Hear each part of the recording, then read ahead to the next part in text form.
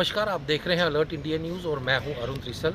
हाल ही में जैसे आपको पता है कि 2-4 दिनों से जम्मू में कुछ हंगामा सा भाजपा में मचा हुआ है और विक्रम रंधावा जो पूर्व एमएलसी भी भाजपा के रहे हैं, उन्होंने डॉक्टर साहब के ऊपर जो है वो बड़े गंभीर इल्ज़ाम जो है वो लगाए हुए हैं। उन्हीं पे बात करेंगे। आज हमारे साथ जुड़े हैं यहाँ पे सीनियर भाजपा के नेता प्रेमनाथ डोगरा जी।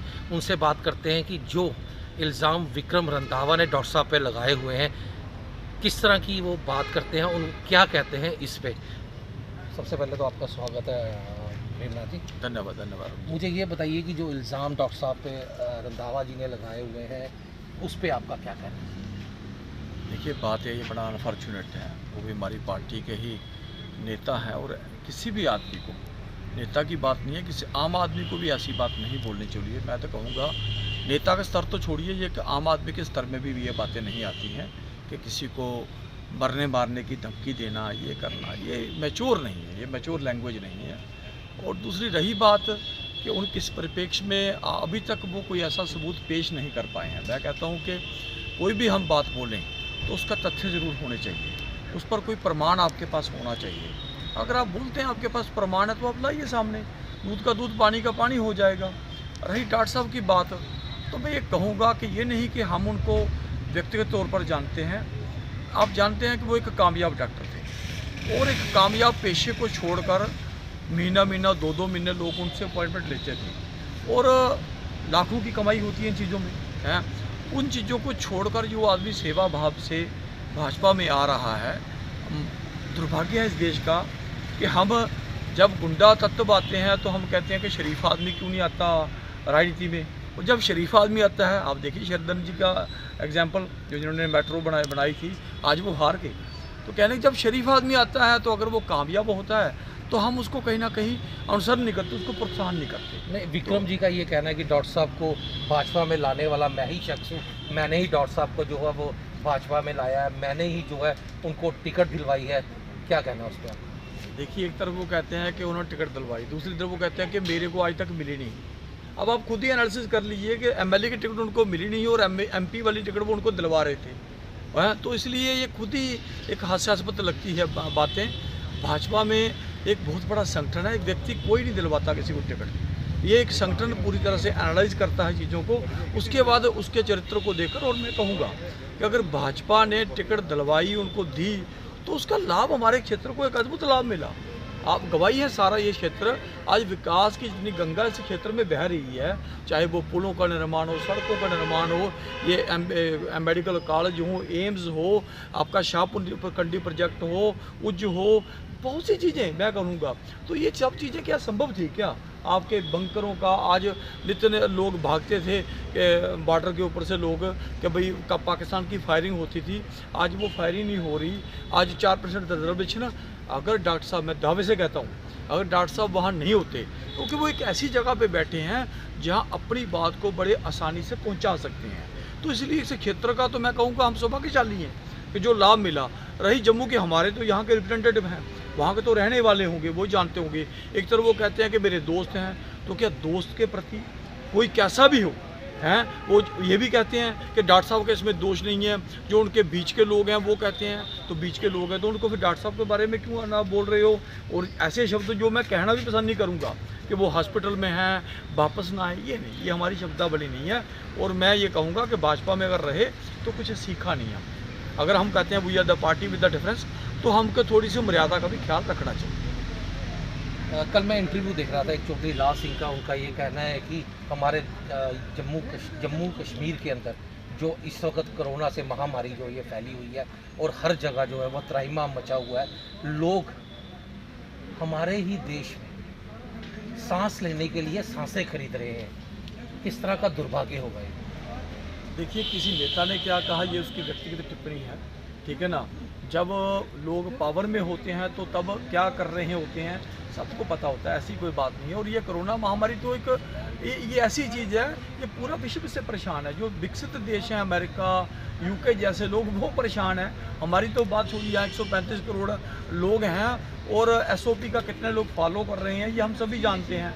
रही बात जम्मू कश्मीर की, तो अभी तक तो जो है हम तक इस जो जम्मू में या हमारे कठुआ में, विशेषकर मैं वहाँ की बात नहीं करता, तो कठुआ में तो हम यहाँ इसमें कंट्रोल में हैं। आपको पता है यहाँ जो लगभग 2000 जो की होती है, जो ऑक्सीजन का जो होती है उसको मापदंड नापने का पर मिनट वाला, वो उसका एक जो प्लांट है यहाँ लग गया। वो डॉक्टर साहब ने निजी प्रयासों से लगाया। डोडा में भी एक लगवाया, एक वहाँ उधमपुर में भी लगवाया, जम्मू में भी लग गया, वो दूसरा भी लगने को तैयार है।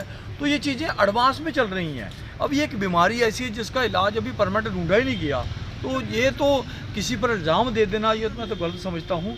बाकी ये कहूँ कि इस समय हम एक दूसरे के बजाय, एक दूसरे को ब्लेम करने के बजाय सब तो एक दूसरे का सहयोग करें। वो एक गिद्ध दृष्टि न रखें कि भाई कोई मरेगा तो हम गिद्ध की तरह उसको नोचने जाएंगे।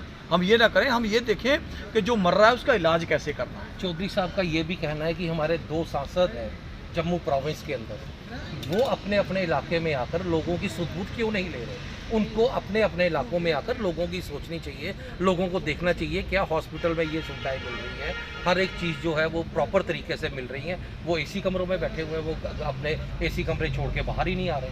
देखिए, आपको पता है कि अगर मैं जुगल जी की बात करूं तो वो तो वहीं पे जम्मू में ही है, और डॉक्टर साहब लगभग 15 या 16 दिन वो मेदांता में रहे हैं, उनको भी कोरोना हो गया था, ठीक है ना।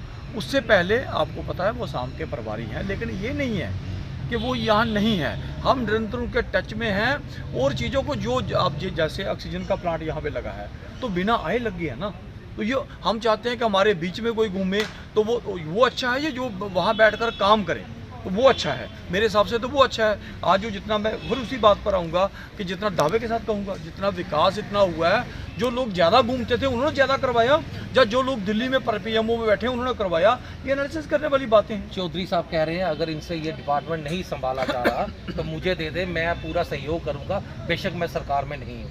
देखिए, ये तो वो एक इम्पॉसिबल बातें करने वाली बात होती है कि अपने आप को एक लाइन लाइट में पाने वाली बात है, ठीक है ना। जो चीज़ जो जिस पार्टी में कोई सत्ता में है नहीं उस समय, तो वो कैसे आ सकता है? ऐसे तो बहुत जो लोग बैठे हैं जो कामयाब, अपने अरविंद केजरीवाल नित्य वो नुक्स निकालता था, वो कहता था सारी चीज़ों का हल मेरे पास है। कभी वो कहता लॉकडाउन क्यों लगा रहे हैं, आज अब वो खुद कह रहा है कि लॉकडाउन लगाना चाहिए। वो खुद कहता था ऑक्सीजन इतनी है कि हम पंजाब को दे रहे हैं, ठीक है ना। तो आज अपनी ऑक्सीजन के लिए मारामारी पर वो कहते हैं हम केंद्र हमको ऑक्सीजन दे नहीं रहा, जब केंद्र ने दी तो वो कहता हमसे सब नहीं रही, अब सेना को बुलाओ। तो ये तो बहानेबाजी होती है, ठीक है ना। नाचना है तो आंगन टेढ़ा। तो इसलिए कहने का मतलब जो इस समय सिस्टम है सब बेहतरीन तरीके से काम कर रहा है, और मैं समझता हूँ कि हम सबको दुआ करनी चाहिए ईश्वर से। और ये भी कहूँगा कि थोड़ा सा जो आयुर्वेदिक हमारा सिस्टम है उसके प्रति मेरा दृढ़ विश्वास है, उसको थोड़ा सा फॉलो करें। उसके जो परिणाम वो 100% आ रहे हैं, वो भी उस पर भी थोड़ा सा हमको विचार करना चाहिए। अब आज हम हॉस्पिटल गए हुए थे, वहाँ पे हम देख रहे हैं कि लोगों की काफ़ी बुरी हालत है, लोगों को वेंटिलेटर नहीं मिल रहे, लोग जो है ऑक्सीजन वहाँ पे मतलब कि प्रॉपर तरीके से कोई सुविधा नहीं हो रही। अभी अभी हमें कोई खबर आई है कि लखनपुर में जो है वो डॉक्टर जो है प्रॉपर तरीके से नहीं आ रहे, कोई टीम जो है वो इंस्पेक्शन करने जो है लखनपुर हॉस्पिटल में आ रही है। क्या समझते हैं आपकी जो ऐसे डॉक्टर्स हैं उनके ऊपर किस तरह की कार्रवाई जो है वो? देखिए, किसी व्यक्तिगत डॉक्टर के ऊपर इस समय टिप्पणी करना शायद ठीक नहीं होगा हर चीज़, लेकिन ये कहूँगा व्यक्तिगत नेचर है, हर आदमी को अपने कर्तव्य का भान होना चाहिए। रही बात यहाँ कठुआ की, तो इस समय मुझे लगता है कि लगभग 250 के करीब डॉक्टर है। जब लोग ये कहते हैं कि हम बड़े कामयाब हैं, तो उस समय 30-40 से ज़्यादा डॉक्टर यहाँ होते नहीं थे। आज हर डिपार्टमेंट का 5-5, 6-6 लोग स्पेशलिस्ट हैं। तो इसलिए कहने का मतलब, मैं भी सुबह गया था वहाँ, मैं डेली जाता हूँ, मेरा घर भी उसके पास है।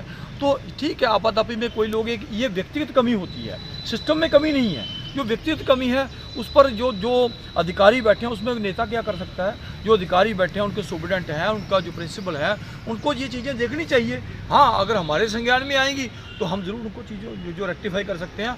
आपको पता, हमारे जो RSS के लोग हैं, एक बहुत बड़ा सेंटर विवेकानंद में चल रहा है। आज जम्मू में भी हम एक सेंटर चल रहा है, वहाँ भी ऑक्सीजन लोगों को पड़वाई, बिलावर में भी है ऑक्सीजन। और ये कहूँगा एकमात्र संगठन है, जब पीछे भी चल रहा था, जब पीछे कोरोना के पहली लहर थी, उस समय भी जितना राशन और जितना काढ़ा लोगों को दिया गया, लोगों को व्यक्तिगत, उसने किसी ने नहीं दिया। एकमात्र हम ही लोग हैं भाजपा के जो दिखते हैं। आज कोई कांग्रेस का या कोई अन्य दलों का आपको दिख रहा है क्या? NCPDP का कोई दिख रहा है क्या? सिर्फ नुक्स निकालेंगे हम लोग।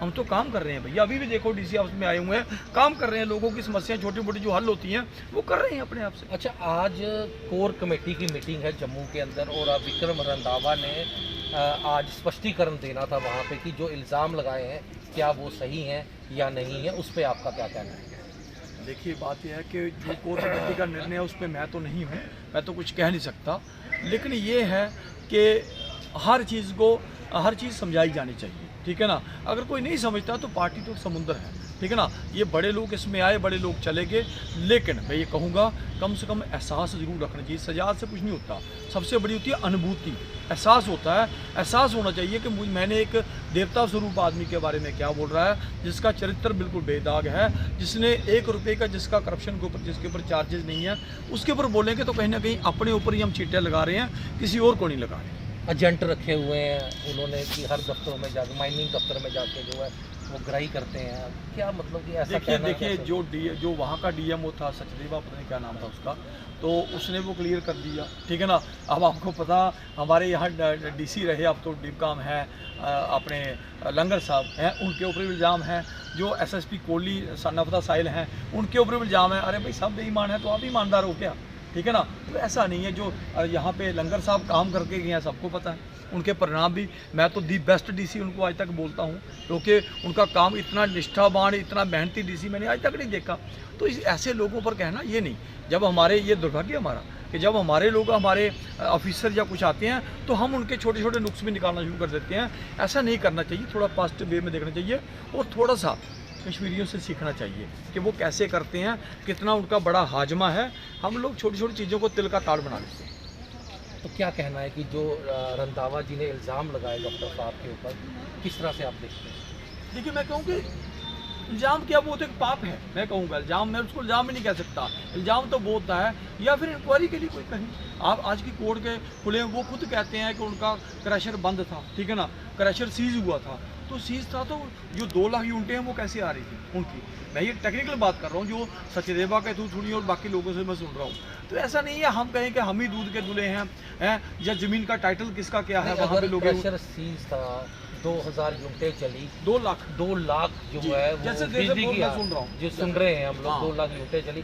क्या लगता है कि मिली भगत है डिपार्टमेंट की भी? क्योंकि देखो बिना डिपार्टमेंट के या बिना किसी अधिकारी के ऐसा नहीं हो सकता, क्योंकि जब माइनिंग का मटेरियल लेके जाना है वो तो रोड से ही जाना है, वो तो सारी दुनिया देखते जा रही है कि कहाँ से आ रहा है, कहाँ से नहीं आ रहा है। क्या समझते हैं आपकी इसमें है? उसमें मैं आपको ज़रूर कहूँ कि कहीं उसमें थोड़ा सा मुझे डाउट पड़ता है, लेकिन वो एक ऑफिसर लेवल पे गलतियाँ होती हैं। आप कठुआ में भी देख लें, ठीक है ना। मैं थोड़ी कहता हूँ, हाँ मैं भी कई बार इन चीज़ों के खिलाफ बोल रहा हूँ, ओपनली बोलता हूँ। कई बार मुझे लोग बोलते हैं कि आप भाजपा के, आप क्यों बोल रहे हैं भाई, समाज पहले, ठीक है ना। इसमें भाजपा की सरकार थोड़ी है, यूटी की सरकार है, यूटी की एलजी की सरकार है, हमारी थोड़ी है वो, ठीक है ना। एक ऑफिसर सिस्टम है, वो हम नहीं रहेंगे तो वो तो रहेंगे पावर में। लेकिन ये चीज़ है कहीं ना कहीं अगर कोई ब्लैक शीप है या पंजाब के लोगों का थोड़ा सा दबदबा यहाँ पे बढ़ रहा है, उसको कंट्रोल करना चाहिए, चाहे वो एसपी हो या डीसी हो, ये सबको कंट्रोल करना चाहिए।